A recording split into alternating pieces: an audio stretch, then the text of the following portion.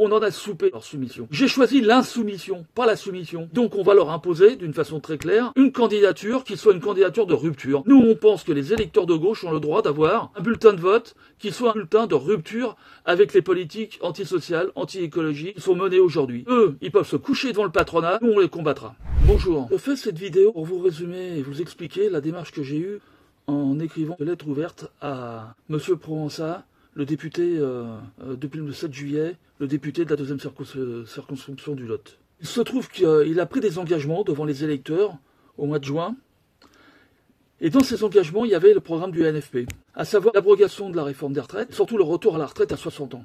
L'augmentation massive des salaires, une bifurcation écologique, une rupture avec les politiques de violence sociale et violence anti-écologique qui sont aujourd'hui menées par Macron depuis des années. Et par ses prédécesseurs avant, évidemment. Il se trouve que ce député a pris des engagements qu'il ne tient pas. Alors je ne suis pas surpris en fait. Je ne suis pas surpris parce que déjà en 2022, ce monsieur était en rupture avec la NUPES, avec l'accord national qui avait été passé entre tous les partis de gauche, qu'il n'avait pas respecté en présentant sa candidature contre moi, arrive en troisième, très loin derrière moi, alors que j'étais en tête de tous les candidats, en maintenant sa candidature au deuxième tour, et en me faisant battre de 126 voix au bénéfice de la candidate macroniste.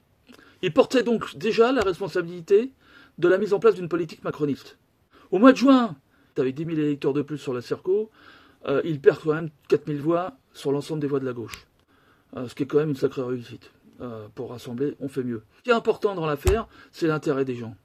Refusant de voter la motion de censure la semaine dernière, il permet à Bayrou et aux macronistes de mettre en place sa réforme des retraites, de la mettre à 64 ans, de poursuivre sa mise en place, de poursuivre la casse sociale, la violence sociale et la violence anti-écologique telle qu'on la connaît aujourd'hui.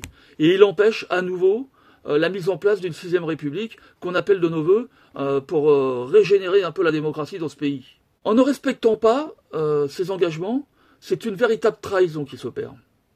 Alors, je ne suis pas surpris, évidemment, au regard de ce qui s'est passé.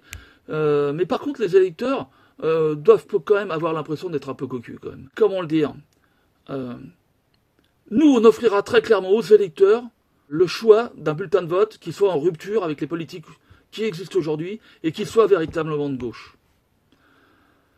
Certains rêvent de rejouer le passé.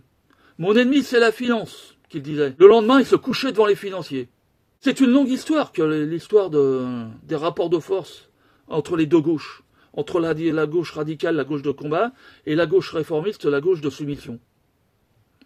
Vous voyez, en 14, juste après l'assassinat de Jaurès, ce sont ceux-là, la gauche de la soumission, qui sont allés avec la droite dans l'Union sacrée, envoyer une génération entière dans les tranchées se faire massacrer. Ce sont les mêmes qui, en 1936, ont refusé d'aller au secours de l'Espagne républicaine, qui était agressée non seulement par les fascistes espagnols, par les franquistes, mais également par les armées d'Hitler et de Mussolini. Ce sont les mêmes qui, pendant des années après-guerre, ont conduit les guerres coloniales. Et ce sont les mêmes aujourd'hui qui trahissent les engagements qu'ils ont pris. Donc je ne suis pas surpris. En fait, avec eux, il y a une chose qui est certaine, c'est que la seule chose qu'ils comprennent, c'est le rapport de force. Il va falloir que les électeurs de gauche exercent un rapport de force et se rassemblent pour leur faire comprendre à ces messieurs qu'on en a soupé de leur soumission. J'ai choisi l'insoumission, pas la soumission. Le contraire, autre chose. Et donc on va leur imposer, d'une façon très claire, une candidature qui soit une candidature de rupture. Nous, on pense que les électeurs de gauche ont le droit d'avoir un bulletin de vote qui soit un bulletin de rupture avec les politiques antisociales, anti-écologiques qui sont menées aujourd'hui. Eux, ils peuvent se coucher devant le patronat, nous, on les combattra. Voilà. Si on veut battre la droite, si on veut battre le Front National, ce sera par d'autres comportements que par des comportements de soumission. Oui, nous disons, il faut redonner de l'espoir aux milieux populaires, aux quartiers populaires, aux jeunes.